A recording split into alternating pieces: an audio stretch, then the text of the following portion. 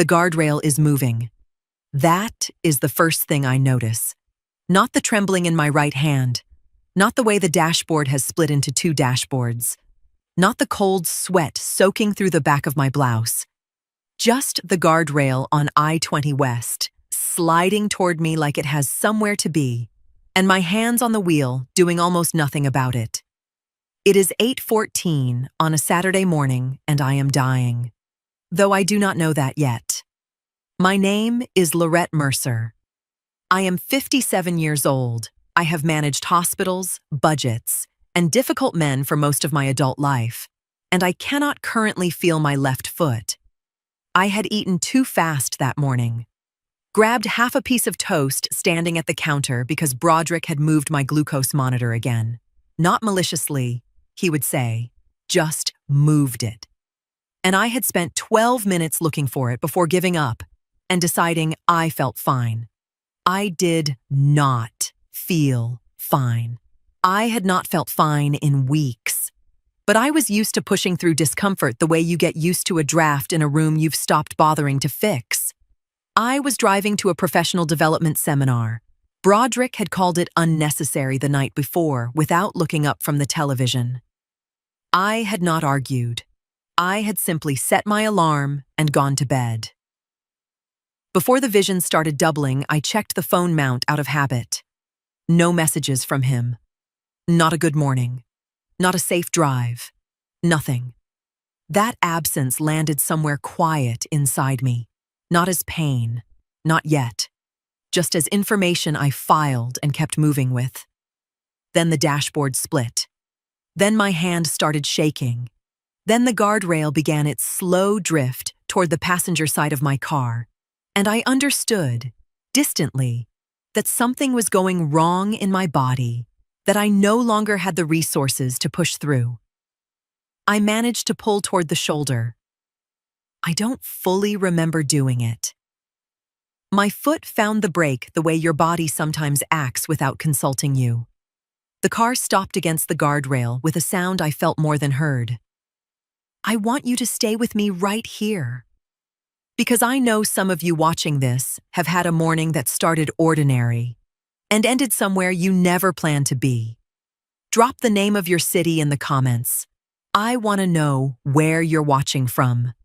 Because this story belongs to all of us. A man appeared at my window, a construction worker based on his vest and the size of his hands. He must have seen me drifting from behind and pulled over. He was saying something. I could see his mouth moving, his expression urgent and focused. But the sound kept sliding away from me before it could land.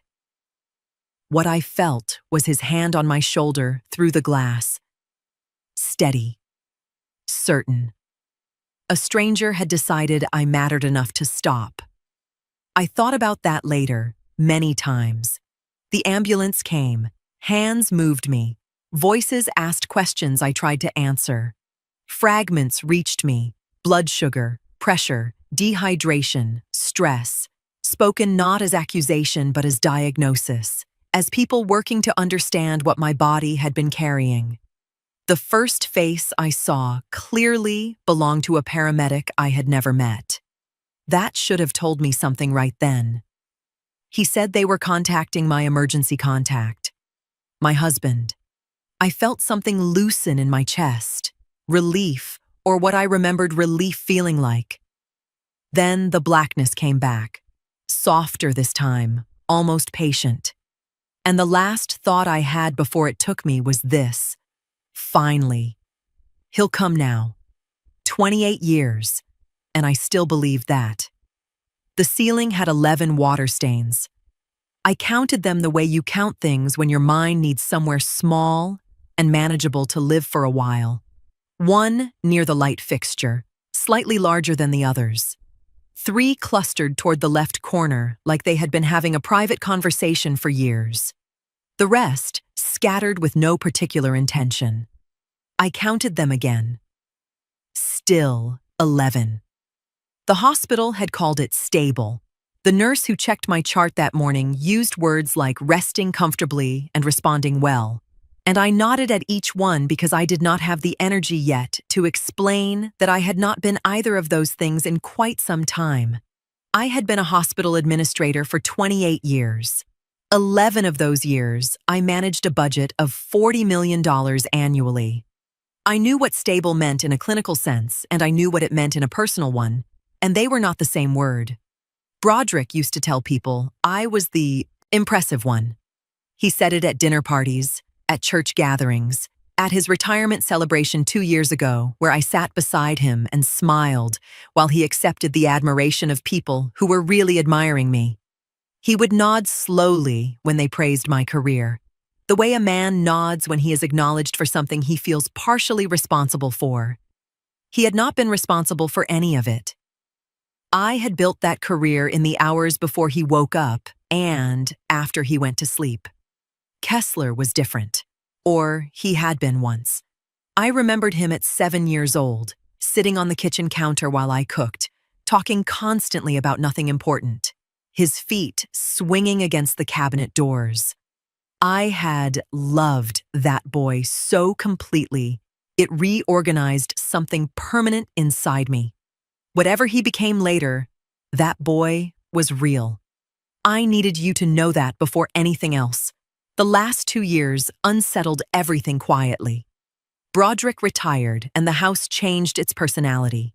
He filled the rooms differently, heavier, somehow, more territorial. He grew irritable about small things and vague about larger ones. Secretive in the way people get when they are managing something they have decided you do not need to know about.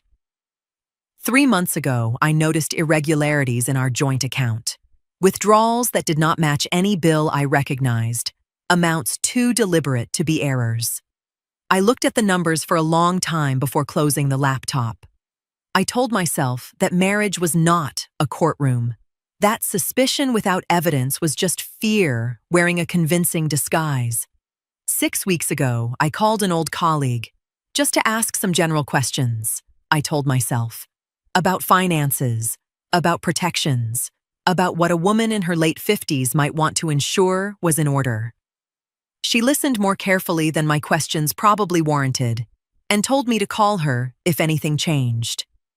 Uriel, Broderick's younger brother, had told me once that I was the best thing that had ever walked into their family. He said it plainly, without poetry, the way some people state facts.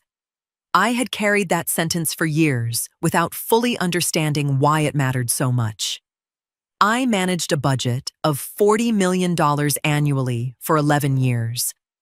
I could tell you the cost per patient of every supply in that hospital down to the last gauze pad. But I could not tell you where $60,000 of our savings went between January and last month.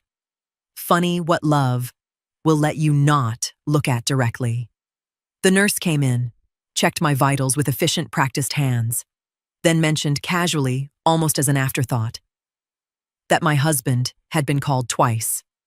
She smiled and left before I could respond. I looked back at the ceiling. 11 water stains. I started counting again. Dessa came in with the morning light at her back and kindness on her face that was working a little too hard. I had slept in fragments, the kind of sleep that doesn't fully commit. By the time the room came into focus, I already knew, the way you know things before your mind officially agrees to know them, that nobody had come. I asked anyway. Did anyone come last night? Dessa stopped moving. Just for a second, the kind of pause that answers the question before the words do. She set her clipboard down and looked at me with the particular expression of a woman choosing between professional neutrality and basic human honesty. Honesty won. She told me the hospital had reached my husband by phone. I watched her face while she said it and saw the thing she was trying not to show me. Not pity, exactly. Something more careful than that. What did he say? I asked. His exact words. She hesitated. Dessa. My voice was quiet. Exact words. She straightened slightly, the way people do when they decide to just say the thing. He said, I'm at the fishing club. Just leave me alone. something in my chest tightened. Not sharp, not dramatic, just a brief, contained pressure, like a door closing somewhere inside a room I hadn't realized was still open. The room didn't move. My face didn't move. But my hand did. Just slightly. The sheet beneath my fingers shifted as I pressed down without realizing I was doing it. I sat with those words for a moment, the way you sit with something hot, before deciding whether to put it down or hold it longer. "Say it again," I said. She did. The second time, the words landed, cleaner, less shock, more shape. I let out a breath I hadn't noticed I was holding. "Water," I said. Dessa nodded and stepped out. I watched the doorway after she left, the quiet of the room settling back into place around me. The monitor continued its steady rhythm. The light from the window hadn't changed. Everything looked exactly the same. That was the part that felt strange. I want you to stay with me right here, because what I'm about to tell you, I could not have written it. Not even on my worst day would I have imagined writing this. I found out later, through Dessa, through the chain of people who eventually told me everything. Exactly what that phone call looked like from the other end. Broderick had been at the fishing club on Campbellton Road since early morning. The air was cool, that particular October cool that feels pleasant if you have nowhere urgent to be. He was in his folding chair with his rod and his cooler and Otis 3 feet to his left, the way they'd been sitting together for 30 years, like furniture that had found its permanent arrangement. His phone rang. A hospital number. He looked at it. He answered it. He heard what the nurse said. His wife, I-20, emergency, unconscious, come now. He looked at his fishing rod. Then he said what he said. Hung up. Placed the phone on the cooler. Not thrown, not dropped. Placed. Picked the rod back up. Otis heard every word and said nothing. I know because Otis told Rosalind that night, and Rosalind called Urel, and Urel drove 4 hours without sleeping. But that part comes later. What matters right now is this. Broderick was not confused when that call came in. He was not frightened or overwhelmed or in shock. There was no moment of panic where he made the wrong decision under pressure. He made a decision that felt ordinary to him. That is what stayed with me. Not the words themselves, the ease of them, the way they fit into his morning without requiring him to rearrange anything. The same way a man adjusts when his coffee gets cold or someone parks in his usual spot. A minor disruption to an otherwise acceptable day. His wife of 28 years was unconscious on I-20, and he picked his fishing rod back up. Dessa came back in with the water and set it beside me. I took the glass and held it in both hands for a moment before drinking. The coolness steadied something. I set it down carefully. I want you to understand something about that moment. Specifically about my reaction when Dessa finally told me. I was not surprised, not in the way people expect. There was no sharp intake of breath, no disbelief, no questions asking if she was sure. What I felt was something quieter, recognition, like hearing a sentence out loud that had been forming in the background of your life for years without ever being spoken. And that, the fact that I recognized it, that some part of me had already accounted for the possibility of those exact words. That was the thing that shifted something permanent, not loudly, not all at once, but enough. Enough that I could feel the difference, enough that something inside me, something I had been holding in place for a very long time, finally loosened its grip. And once it loosened, it did not tighten again. They arrived in the early afternoon carrying a covered dish and the particular energy of churchwomen who have decided someone needs tending to, whether they ask for it or not. Sister Odessa came through the door first, smaller than I remembered, moving with the careful purpose of a woman in her 70s who has buried enough people to know that showing up is the whole job. Mother Jean followed, holding a casserole dish with both hands like an offering, her reading glasses pushed up into her silver hair. I could not eat any of it. My diet restrictions made that impossible, and they both knew it before they set the dish down. It didn't matter. The gesture was the point, and we all understood that without saying so. They prayed over me. Mother Jean held my left hand, and Sister Odessa held my right, and they spoke to God about me in the third person the way church mothers do. This woman, Lord, your daughter. And something in my chest loosened just slightly. Not healed, just loosened. Neither of them asked where Broderick was. That silence was the sharpest thing in the room. Mother Jean mentioned, without particular emphasis, that the church had been praying since yesterday morning. She said it the way you mention weather, plainly, as simple fact. But what it meant was that the congregation had found out about my collapse, without my husband making a single phone call. The prayer chain had activated itself through whatever network of information church women maintain that no one fully understands, but everyone quietly relies on. Broderick had told nobody. They stayed 40 minutes. When they left, Sister Odessa squeezed my hand twice and looked at me with something that wasn't pity and wasn't sympathy exactly. It was recognition. The look of a woman who has seen this particular situation before, wearing different people's faces. A former colleague from my hospital years came shortly after. She stood in the doorway with a bouquet of white lilies, took one look at me in that bed, and her face did something she couldn't control. She set the flowers on the windowsill, said she was glad I was stable, and left quickly. Some people's compassion lives right at the surface, and they haven't learned yet how to keep it from showing. My phone lit up on the bedside table. Kessler. I looked at his name for 3 full rings. Then the screen went dark. I left it there. Rosalind arrived separately, Broderick's cousin, moving into the room with warmth that was doing its best to cover something else underneath. She hugged me carefully, asked the right questions about my care, sat in the chair closest to the door. Within 10 minutes, she had checked her phone twice, then a third time. I knew that look. She was deciding something. I let her decide. I looked down at the hospital bracelet on my wrist while she sat there. My name, my date of birth, and the address of the house on Cascade, printed in clean black type, listed as home. I turned it once with my thumb and thought about how a place could carry your address long after it stopped carrying anything that felt like yours. Rosalind stood, smoothed her jacket, moved toward the door. She stopped just before the hallway without turning around. I called Urel. Then she was gone.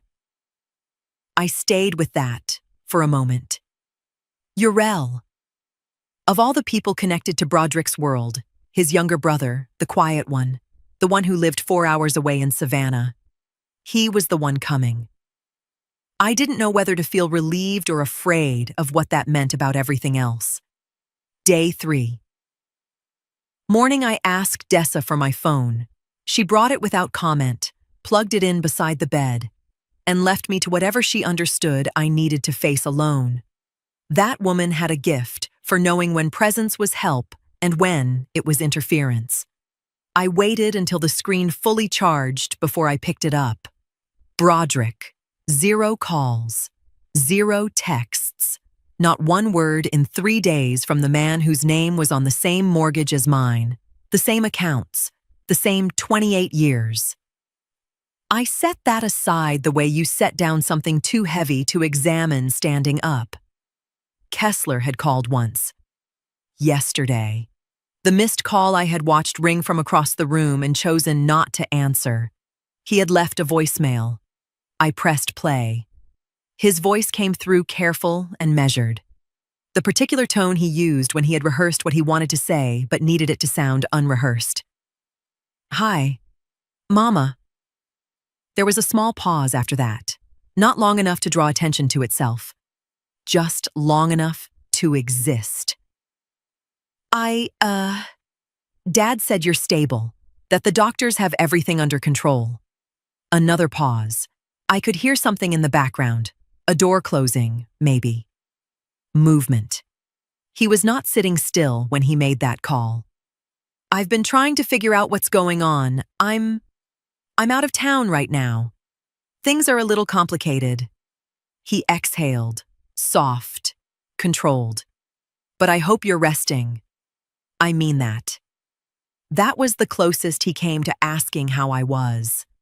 Then his voice shifted, not dramatically, just slightly. The way a man adjusts himself when he is about to say the real reason he called. I just needed to check something. About the insurance paperwork. A beat. The beneficiary, I don't remember if we updated it the last time we talked about it. If you handled that already, or if it's still… He stopped himself there. Just, when you get a chance, let me know, okay? Another pause, longer this time. And, yeah, just call me back when you can. The line clicked off and I sat with the phone in my hand for a moment before I lowered it. He had not rushed through the message. He had not sounded careless or dismissive. If anything, he had sounded careful, deliberate about every word he chose. That was what made it land the way it did. He had thought about what to say, and this was what he decided mattered.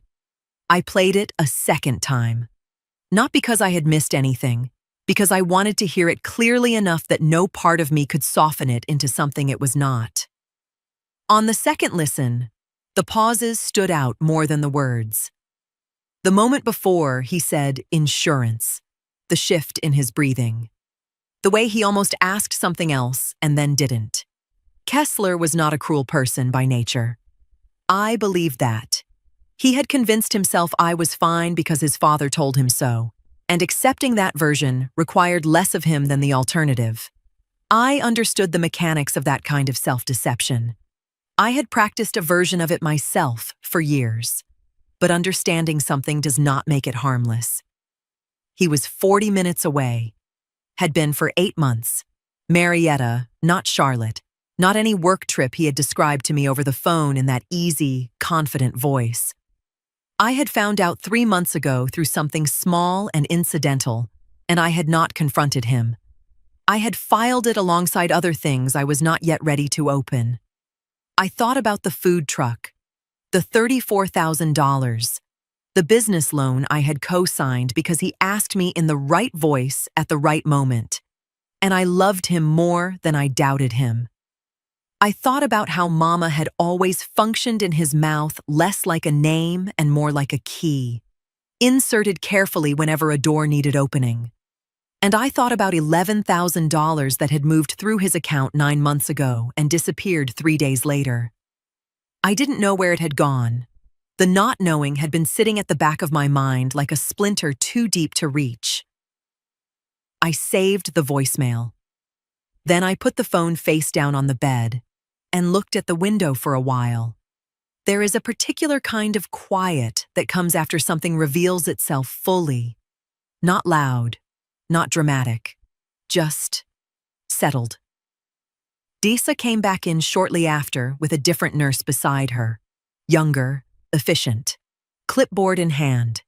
She asked whether there was additional family they should have on record. I told her someone was already on the way. I didn't tell her that person shared a last name with my husband, but had chosen a completely different definition of family. It happened fast, the way real emergencies do, not with warning, not with time to prepare, just a sudden shift in the room's energy that told me something had changed before any monitor confirmed it. Day 3, evening. I had been sitting up slightly, watching the window go dark, when my body made a decision without consulting me. The crash came from somewhere deep. Blood sugar, dropping past the point my system could quietly negotiate with.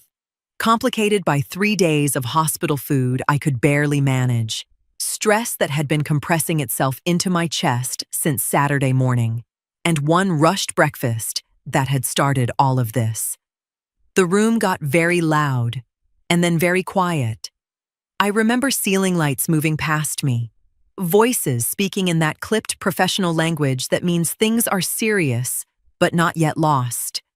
Cold hands on my arm.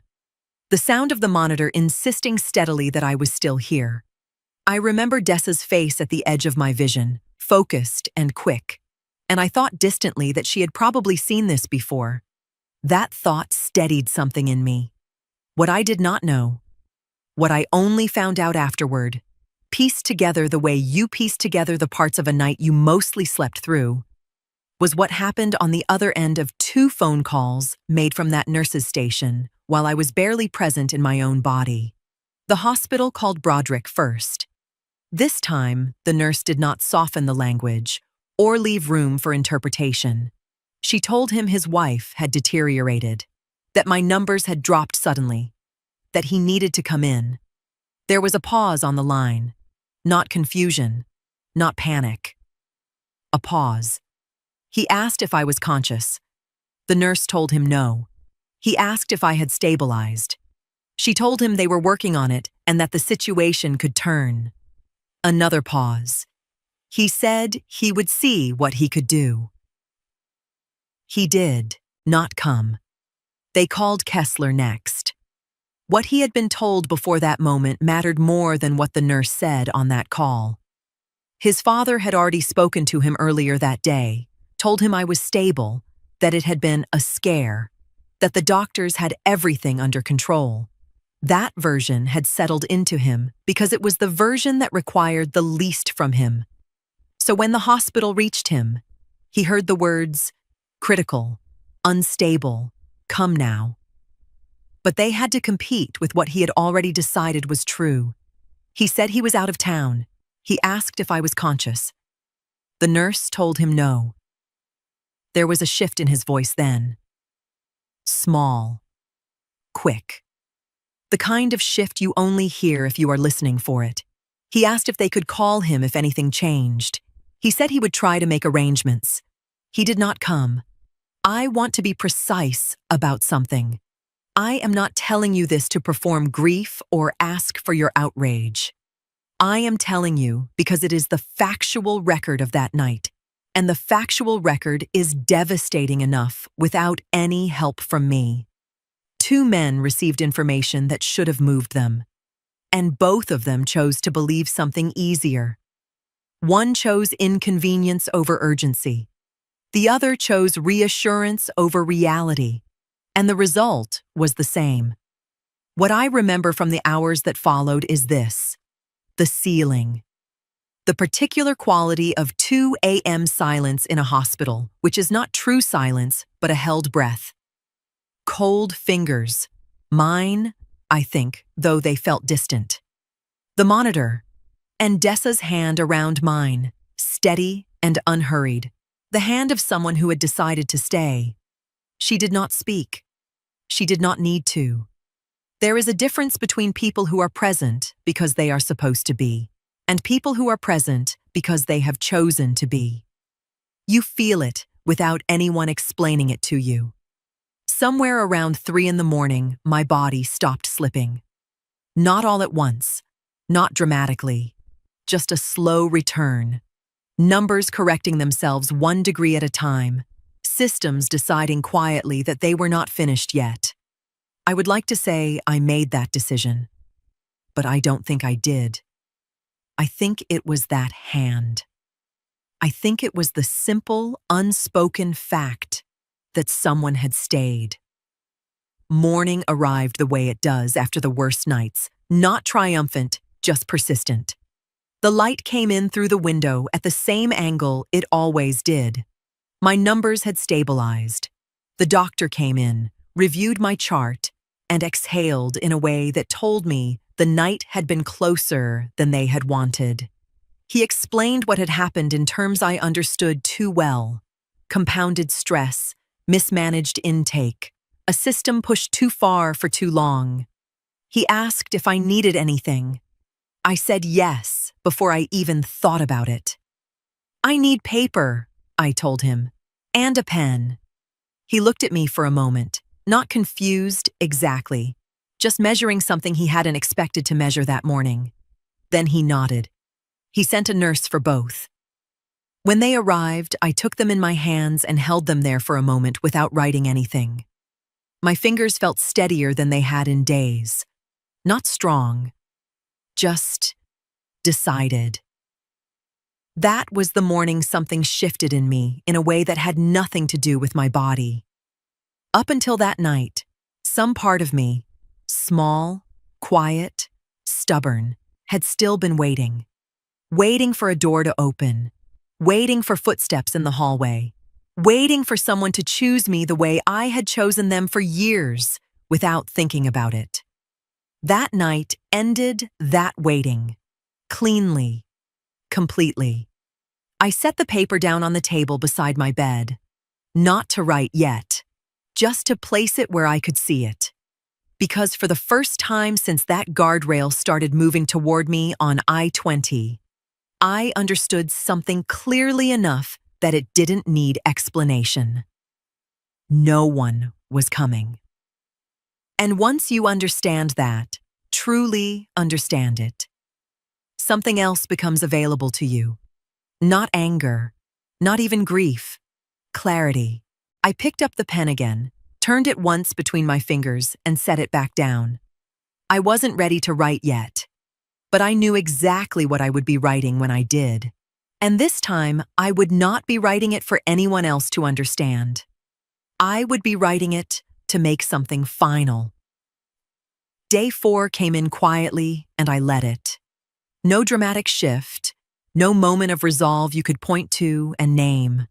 Just morning light through the same window, the same ceiling, and a piece of paper on the bedside table that I had not yet touched.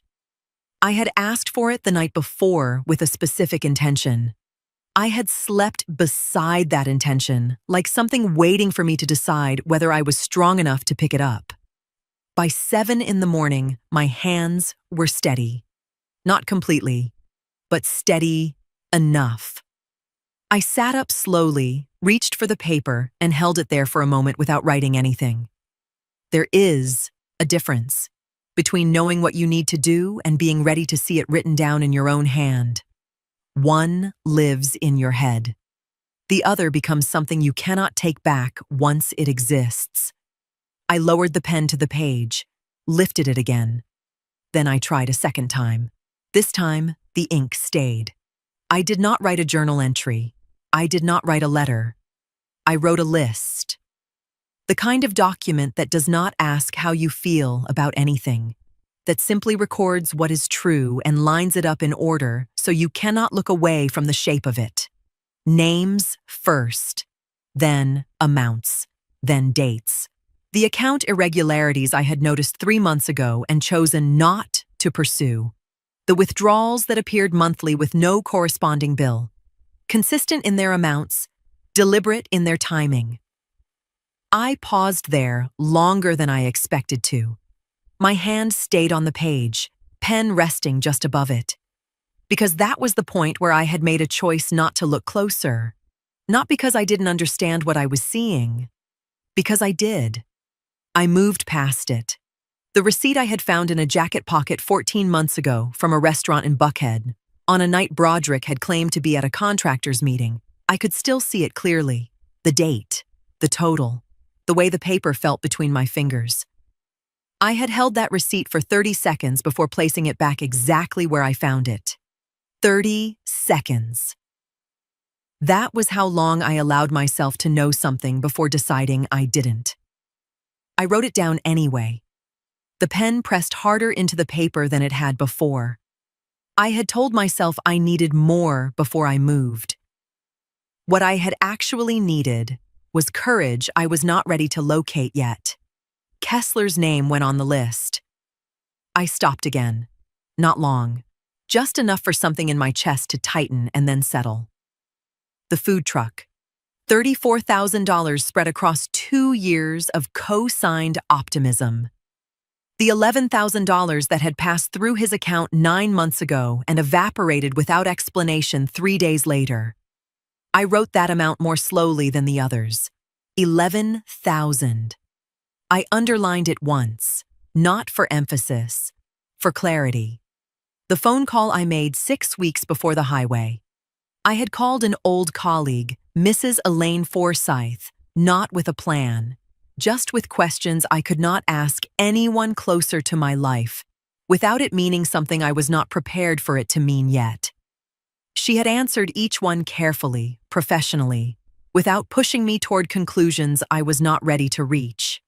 At the end of the call, she had said something I wrote down and kept. Call me if anything changes. Anything at all.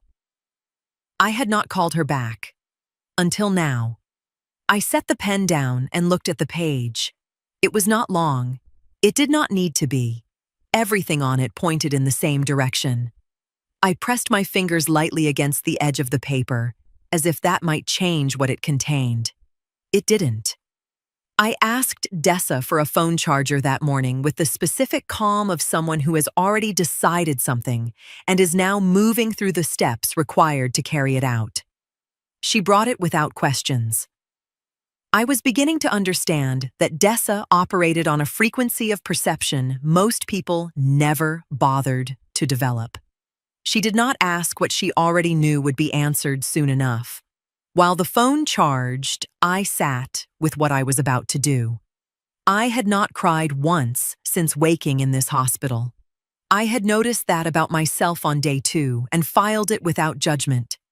I was noticing it again now, the absence of tears, the presence instead of something cooler and more deliberate moving through me where grief might have been. That did not make me strong. It made me clear. I thought about Urel. 4 hours and 12 minutes from Savannah.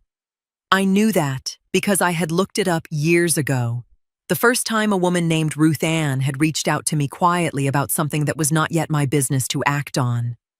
That distance had lived in the back of my mind ever since. Waiting. That moment was coming. But first, this call. I picked up the phone, found Mrs. Forsyth's number, held it there longer than I needed to. My thumb hovered over the screen. There was still time not to do this.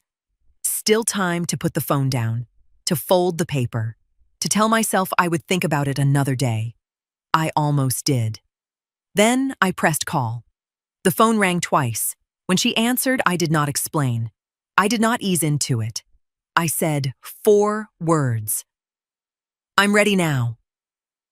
There was no pause on her end, no questions. Just the sound of someone who had been expecting this moment and had already decided what she would do when it came. I listened for a long time. Then I said one more word. Come. He appeared in the doorway at a few minutes past 8 in the morning, looking like a man who had driven through the night and was trying not to show how much it had cost him. Urel Mercer, Broderick's younger brother, 54 years old, quieter than his brother had ever been, with the kind of stillness about him that comes not from having nothing to say, but from having learned to choose carefully what gets said out loud. He looked like Broderick around the eyes. He always had. Same shape, same depth. But where Broderick used those eyes to look past people, through them really, toward whatever was more interesting or more useful beyond them, Urel used his to look directly at you, fully, like you were the only thing in the room worth seeing. He stood in the doorway and took in the space before he stepped into it. The monitors, the tubes, the chair on the left side of my bed, and the chair on the right, both of them empty, both of them holding the particular silence of furniture that should have been occupied for days. He crossed the room and sat down in the nearest one without ceremony. For a moment, neither of us spoke. Then he said, "I'm sorry I didn't come sooner." I looked at him. This man who had driven 4 hours and 12 minutes through the Georgia night, who had sat in a truck in his driveway in Savannah for 20 minutes before he could make himself start the engine, who had chosen me when blood logic said his loyalty lived elsewhere. I said, "You came." That was enough. We both understood it was enough. He told me how he found out. Otis had been standing 3 feet from Broderick when the hospital called at the fishing club. Otis heard every word. That night, Otis told Rosalind what he had witnessed, and Rosalind, caught between her loyalty to Broderick and something older and more honest than loyalty, called Ural.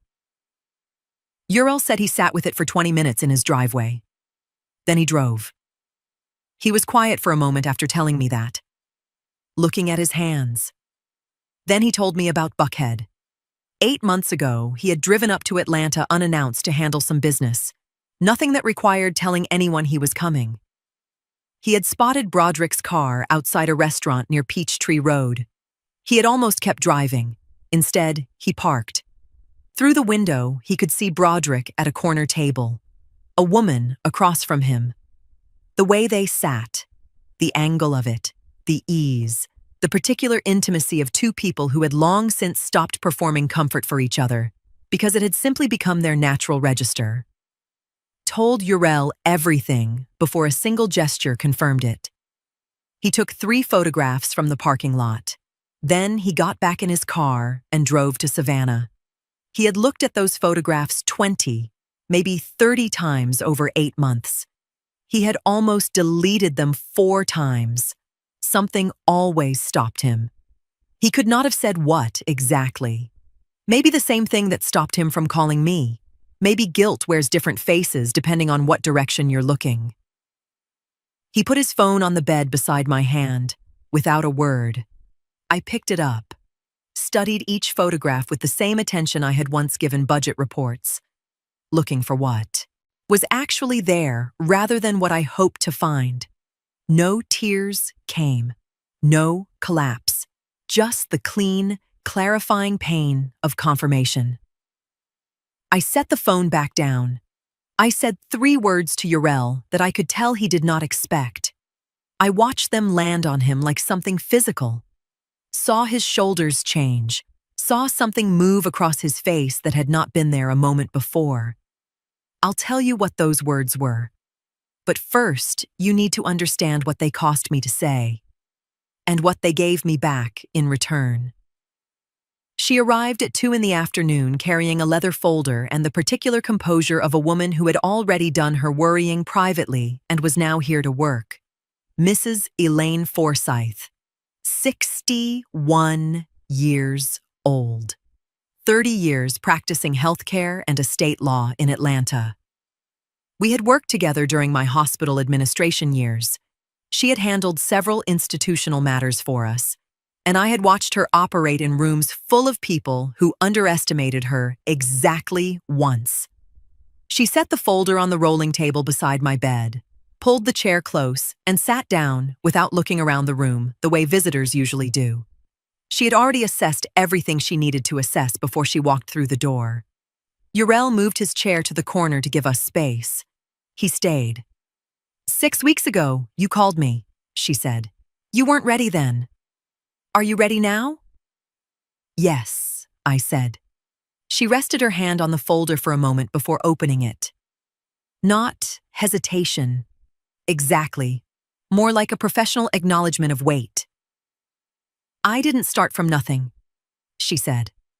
After your call, I ran a limited preliminary review, public filings, surface-level account patterns based on what you described. Enough to see direction, not enough to act. She opened the folder. What I completed in the last 48 hours, she continued, was a deeper review based on authorization you gave me yesterday morning. This is not everything. This is what can be confirmed quickly and lawfully without triggering notification. That distinction mattered. What she laid out over the next 40 minutes was not a surprise, not entirely. I had suspected the shape of it. But suspicion and documentation are different things, and seeing it organized and evidenced on paper does something to you that suspicion alone never quite manages. 14 months of systematic withdrawals from our joint savings account. Not erratic, methodical, which was worse because it meant intention. 3 properties purchased under a limited liability company Broderick had formed without my knowledge or signature. My name appeared nowhere in the formation documents. The purchases were staggered, spaced out just enough to avoid immediate attention. All 3 properties were now approaching default. The combined financial exposure was in the region of $340,000. Mrs. Forsythe tapped one of the pages lightly. "These were not rushed decisions," she said. "They were planned, poorly executed, but planned." The $11,000 that had moved through Kessler's account 9 months ago, the amount I had noticed and could not trace, had been a transfer from Broderick. Not related to the food truck. A personal debt Kessler had accumulated separately. One he had apparently decided his father was a safer creditor than a bank. She did not linger on that point. She didn't need to. She set that page down and looked at me steadily. "He needs your credit card," she said, "because your line of credit is the last available cushion between him and a bank filing that becomes public record. That is why he has not called you in 5 days. A brief pause. "He is managing a timeline, not a marriage." The room was very quiet. "Now," she said, opening the second section of the folder, "here is what we can do, and what we cannot do, as of today." She separated the pages into 2 stacks. Some protections can be initiated immediately. Others require filings that take time to process. Nothing here is instant, and anyone who tells you otherwise is selling you something. That, more than anything else she said, made me trust what came next. "We do this correctly," she continued, "or we don't do it at all." I signed where she indicated. Account separation instructions for what was legally separable now. Not everything. Some things required formal proceedings, but enough to begin creating distance. An updated will, complete revision. A limited power of attorney covering specific financial actions while I remained hospitalized. Narrow in scope. Precisely defined. Authorization for formal records review, the kind that would take days to process and weeks to complete. Divorce filing documents prepared, but not yet submitted. Timed, she explained, to align with the broader sequence of filings already in motion. "And this," she said, setting one document aside, separate from the rest. Sealed. She did not explain it immediately, just rested her hand on it for a moment. "This is contingent," she said. "It may never be used, but if it is needed, it will already exist." I did not ask. I had enough to hold. Urel witnessed the signatures that required a witness. He did it without drama, the way he did most things. Present, attentive, without inserting himself into anything that was not his. I told Mrs. Forsythe about the notebook at home. 12 months of dates, amounts, and observations I had recorded and kept in my bedside drawer. She nodded once, as if confirming something she had already suspected. "That's what I was hoping you had," she said. She wrote a retrieval authorization immediately and handed it to Urel with a name and an address. "Do not remove anything else," she added. "Just the notebook. And bring it directly to me." Urel nodded. When the signing was finished, she made 2 cups of coffee from the small machine in the corner and handed one to me. We sat for a moment without speaking. Then she looked at me over the rim of her cup. "Lorette," she said, "do you know what the most powerful thing a woman in your position can do right now is?" I held her gaze. "I have some ideas," I said. She smiled. It was not a warm smile, not a cold one either. It was the kind of smile that meant we were no longer discussing possibility. We were discussing execution. Urel had fallen asleep in the chair sometime after midnight. I knew because I had been awake at 1 in the morning watching the ceiling. not counting stains this time, just thinking. And he had been breathing with the slow evenness of a man whose conscience had finally found enough peace to rest. He had driven 4 hours through the night, sat through a legal conversation that would have unsettled most people, and never once asked me for anything in return. I watched him sleep for a while and thought about what it meant that the only person who had shown up without being obligated to was a man connected to me through someone who had long since forfeited that connection. It stayed with me longer than I expected, not as surprise, as contrast. I had spent years standing inside relationships that required explanation, patience, interpretation, measuring tone, filling in silence, deciding what people meant instead of listening to what they actually did. Uriel required none of that. He came. That was the entire sentence. And something about that simplicity made everything else harder to ignore. I had been thinking about Ruth Ann since Uriel walked through the door 2 days ago. 4 years. That was how long I had been holding what I knew, sitting with it, waiting for the right moment, understanding that certain information delivered at the wrong time does more damage than silence. Ruth Ann had reached out to me quietly, carefully, not to cause disruption, but to explain. She had left Uriel 12 years ago under circumstances that had more to do with pressure than anything broken between them. Family expectation, timing, a decision made under weight instead of clarity. She had carried that decision longer than she should have had to. She had asked me once, gently, without expectation, whether I thought he had moved on. I had told her I didn't know, which was true at the time. What I knew now, sitting in that hospital room watching Uriel breathe in the chair beside my bed, was that he had not moved on. He had simply gone quiet about it. There is a difference. I had learned that difference the hard way. Silence does not always mean something has ended. Sometimes it just means no one felt safe enough to say it was still there. He stirred around 7, sat up slowly, looked at me with the immediate alertness of someone who had trained themselves never to wake disoriented. "Morning," he said. "Morning," I said. I watched him for a second longer than usual. Then I said, "Uriel, you ever think about Ruth Ann?" The change in his face was immediate, not dramatic, just a shift, the way a room changes when someone opens a window. Something that had been still for a long time suddenly had air moving through it. He looked at me carefully. "Why are you asking me that?" "Because she called me 4 years ago," I said. "And I've been waiting for the right time to tell you." I did not rush what came next. I told him what Ruth Ann had told me, about the misunderstanding that had become a wall, about the pressure that had made leaving feel like the only option, about the years she had spent knowing she had walked away from the right person for the wrong reasons.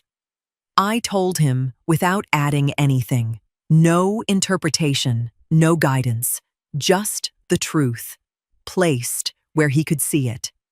Uriel sat with that information the way a man sits with something he has wanted to hear for so long that hearing it almost doesn't feel real. He didn't speak. He didn't need to. In the background, things were moving. Mrs. Forsyth's filings were already in motion, working through the system at the pace the system allowed. Discharge arrangements were being finalized, papers had been signed, instructions had been given. Broderick still did not know I had begun anything. That mattered, but not here, not in this moment, because this moment had nothing to do with what I was ending. It had everything to do with what I was no longer willing to leave unfinished. I picked up my phone, found Ruth Ann's number, held it there for a second, not in hesitation, just in recognition of what I was about to set in motion. Then I dialed. She answered on the second ring. Her voice was careful at first, protective. The voice of someone who has learned to measure who is on the other end before allowing herself to be known. "It's me," I said. "Lorette." A pause, then recognition. Then something softer. "I need you to listen," I said. "There's someone here who needs to hear your voice." I didn't explain further. I handed the phone to Urel. Then I turned to the window, the parking lot, the October tree, a man holding a door open for a woman with a walker. Ordinary things, steady things. I did not listen to what Urel said. That conversation was not mine. There are moments in life that belong entirely to other people, and interfering with them, even out of care, diminishes something that needs to happen without you. So I let it happen. Urel had been carrying something for 12 years without knowing whether it still existed. All I did was remove the doubt. The rest had always been there. When he handed the phone back, his eyes were wet. He didn't apologize for it, didn't explain it, just sat there for a moment, looking at something I could not see but understood completely. He opened his mouth to say something. Thank you, probably, or some version of it. I stopped him. Save it, I said. He looked at me. There's something I need you to do for me first, I said. And I'm going to need you to do it without asking why. He didn't hesitate. He just nodded. That told me everything I needed to know. The doctor came in at 7:15 with my chart, and the expression of a man who had something important to say, and intended to say it regardless of whether I wanted to hear it. He told me my numbers had stabilized sufficiently for discharge. Then he told me something else. Slowly, with the particular weight of a physician who needs a patient to actually absorb what is being said, rather than simply nod through it. He said that what had happened to my body on day 3 was not a warning. It was a consequence. Sustained stress combined with inconsistent management of my condition had brought me to the edge of something I had not come back from cleanly. He used the word preventable twice. He said the next conversation like this one might not end with discharge paperwork. I heard him fully. I told him so. He seemed mildly surprised that I didn't argue or qualify or reassure him that everything would be different now without explaining how. I understand, I said, and the circumstances that led to it are being addressed. He held my gaze for a moment, measuring whether I meant that or whether I was simply saying the correct thing. Then he nodded once, made a note in the chart, and told the nurse to begin the discharge process. It did not happen immediately. There were forms. There are always forms. A nurse came in 20 minutes later with paperwork that required signatures, acknowledgement of instructions, confirmation of medications, follow-up scheduling. Another came in after that to review the medication changes verbally, repeating them in the careful, practiced rhythm of someone who knew that patients only retained half of what they heard in moments like this. I listened. I repeated back what needed to be repeated. I signed where I needed to sign. There was a brief delay when one of the prescriptions had not yet been cleared through the system. It took 2 calls and a short wait for that to be resolved. No frustration, no urgency in the room, just process moving at its own pace. That felt appropriate. Nothing about what had happened to me had been rushed. It would not be undone that way either. By the time everything was completed, the morning had settled fully into itself. Mrs. Forsyth had arranged the rest with her usual precision. A private recovery apartment 20 minutes from the hospital. Not permanent, transitional, she had emphasized, but quiet, controlled, and mine. A visiting nurse scheduled twice daily for the first week. Medication management already coordinated with the pharmacy. A follow-up appointment booked before I left the building. Transportation waiting downstairs, her driver. A quiet man whose name I was given. And then immediately forgot, because names only matter when they are needed again. I got dressed slowly. There is something about putting on your own clothes after 7 days in a hospital gown that is both ordinary and significant in a way that does not require explanation. I buttoned my blouse one button at a time, felt each one, not as symbolism, just as fact. When I stood, I waited a moment before taking my first step, not because I was weak, because I wanted to be sure I was steady. There is a difference. I looked at the room before I left it. The chair where Uriel had slept, pushed back slightly from the bed, angled the way it had been when he sat in it through those long hours. The window with the October tree, most of its leaves gone now, the branches doing their patient winter work. The ceiling with its 11 water stains. I did not count them this time. I knew the number. That was enough. I sat at the small desk beside the window and wrote the note. 4 pages. I will not tell you what they said yet. I wrote them in the same hand I used to sign hospital contracts and budget approvals. Clear, unhurried, precise. Not one word added for emphasis. Not one word left out to soften what needed to be said. When I finished, I read it once, not to revise, to confirm. Then I folded each page in order, placed them inside the envelope, and sealed it. I wrote Broderick's name on the front. Not quickly, not emotionally, deliberately. When I stood, I carried the envelope with me into the hallway. Dessa was at the nurse's station. She looked up when I approached, her eyes moving from my face to the envelope and back again. I placed it in her hand. When they come for my room, and they will come, I said, make sure they get this. She held it for a moment before nodding.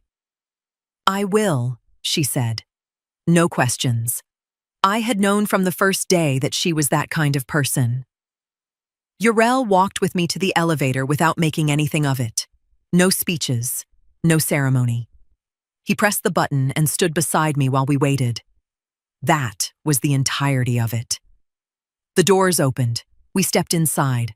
I want to tell you it felt triumphant. It did not. It felt quiet. It felt like the first honest thing I had done in years, simply leaving a room that no longer had anything in it that belonged to me. The bed was made before I left. The machines were quiet. The chair Uriel had slept in was pushed back to the wall. On the pillow, one sealed envelope, waiting for the right people to arrive and understand exactly what they had lost. Broderick drove. Kessler sat in the passenger seat with his elbow on the window ledge and his eyes on the road, and the particular stillness of a man rehearsing something in his head. They had been in the car together for 20 minutes and had not once discussed whether Lorette was in pain, whether she had eaten, whether she had been frightened lying in that hospital room for 7 days without either of them walking through the door. What they had discussed was how to ask for the credit card. Broderick had worked out his version of events over the past week with the quiet industry of a man who needed a story that could hold his own weight. She had always valued her independence. He had been giving her space the way she preferred. Hospitals made him uncomfortable, always had, and she knew that about him. He would tell her that. She would understand. Kessler's version was simpler and leaned entirely on his father's authority. His dad had said she was stable. He'd had things going on that couldn't be moved. He had planned to see her once she settled. That was all. That was reasonable. Neither version would survive contact with another person, but they had not tested them on another person yet. They had only tested them on each other, which is the least reliable test available. The urgency underneath both versions was financial, and they both understood that, without saying it directly. Broderick needed the credit card because the bank's patience had a specific date attached to it, and that date was close enough that he could feel it. Kessler needed Broderick functional and solvent because his own name was connected to debts that became significantly more complicated if his father's situation became public record. They were not visiting a wife and a mother. They were managing a problem. Broderick parked with the ease of a man who had no reason to expect anything other than what he had planned for. They walked into the hospital together, crossed the lobby, and approached the nurses' station with the coordinated purpose of two people who had agreed on their roles in advance. Broderick gave Lorette's name to the younger nurse at the desk. He said it with the smooth confidence of a man who had never once considered that access might be something that could be revoked. The nurse looked at her screen. Something changed in her face, not dramatically, just a small recalibration. The expression of someone who has found information they were not expecting to find. She picked up the phone at the desk and made a brief call. Dessa appeared from the corridor 30 seconds later. She walked toward them with an unhurried, deliberate step and stopped on the other side of the counter. She looked at Broderick with 7 days of knowledge held carefully behind her professional expression. Everything she had witnessed, everything she had held, everything she had been asked to carry. None of it showing, all of it present. "Mr. Mercer," she said, "your wife was discharged this morning." Broderick's face moved in a way he couldn't fully control. "Where did she go?" "I'm not able to share that information." Kessler stepped forward. His voice had an edge to it that hadn't been there a moment ago. He explained that he was her son, that he had a right to know, that there must be something in the system.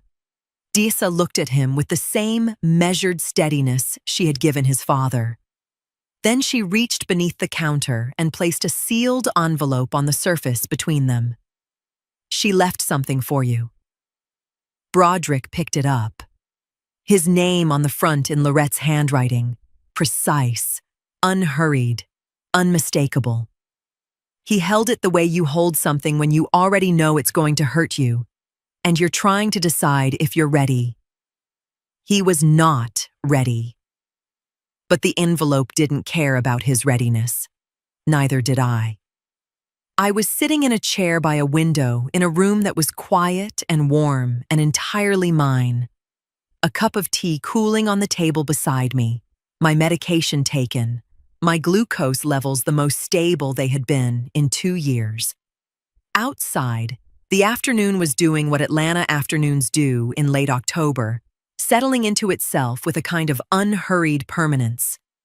I could not see Broderick or Kessler, but I knew the timing of it. The hospital had its rhythms, discharge logs, room turnovers, the quiet efficiency of a system that does not pause for personal events, but moves steadily through them. By the time they arrived, by the time they asked at the desk, by the time Dessa was called forward, I knew where that moment would fall in the day. What I did not know then, I was told later, carefully, in pieces. I had imagined it during those 7 days, not with anger, not with satisfaction exactly, just with the particular clarity of a woman who has spent considerable time understanding the precise shape of what she built and what she was walking away from. Some of it I got right. Broderick did not open the envelope at the nurse's station. Dessa told me that. "He looked at it," she said, "and then looked past it." That was consistent with who he was. He was a man who needed an audience of his choosing for difficult moments, which meant he first needed to determine whether this was a difficult moment or a manageable one. He would not make that decision in front of strangers. He walked to the family waiting area at the end of the corridor. Kessler followed without being asked. That part I didn't need anyone to confirm. That was instinct. Broderick set the envelope on the low table between the chairs and sat down. Dessa didn't see that part directly. She told me later what she had been able to observe in passing, and what she had heard afterward from the nurse assigned to that section. Between the two of them, the shape of it became clear. He looked at the envelope for a long moment before touching it. Kessler stood for a second longer than he needed to, then sat across from him. "Just open it," Kessler said, not impatient, tight. Broderick picked it up, set it down, picked it up again. That. Dessa saw herself when she passed the corridor the first time. She did not stop. She kept walking. But she noticed enough. I had thought carefully about what each of them would be afraid of in that moment, because their fears were not the same fear, and that distinction mattered. Broderick was afraid of what I knew. Every page he turned would be an inventory of things he had calculated I would never find, never organize, never be able to act on. His fear was structural. The fear of a man watching something he built, quietly, deliberately, over time, begin to show its actual load-bearing capacity. Kessler's fear was different. He had convinced himself that his mother's love was durable enough to survive anything, that it would still be there, intact and available, on the other side of whatever that envelope contained. His fear was quieter, more human. He was afraid that something had shifted in me that could not be shifted back, that he might have miscalculated something he had always relied on. Dessa passed the corridor a second time. That was when the envelope had been opened. Page 1. She did not read it. She did not need to. She said Broderick's jaw tightened. Not a flinch, not surprise, just a setting. The way a man's face sets when he is processing something he cannot immediately argue with. Page 2. She said his hand stopped moving entirely. The page held still between his fingers like he had forgotten he was holding it. Page 3. That part came from the other nurse. Kessler, standing close enough to read over his father's shoulder, took one step back. Just one. But she said it was the kind of step that carries distance far beyond its physical measurement. Page 4. Dessa said the air in that hallway changed. Not louder, not quieter, just still. She kept walking. She did not stop. She did not look back. Professional boundaries hold, even when curiosity doesn't. She called me that evening. Not immediately. After her shift. After she had gone home. She told me what she had seen. Carefully. Without embellishment. She said she had never seen a man look so completely like he had run out of road. She said Kessler sat down slowly in the chair like his legs had made a decision his mind hadn't caught up to yet. She said neither of them spoke for a long time. Not arguing, not explaining. Just sitting. She said the envelope slipped from Broderick's hand at some point and fell to the floor between them. Not thrown. Not dropped in anger. Released. And neither of them reached for it. It stayed there, between them, like something that no longer belonged to either one of them. And for a long time, nobody picked it up. I will tell you what was in that envelope now. All 4 pages. In the same order, Broderick read them sitting in that waiting area with Kessler standing behind him, and the particular silence of a man who has finally run out of road, settling around them both like weather. I wrote it at the desk beside the hospital window on the morning of day 7.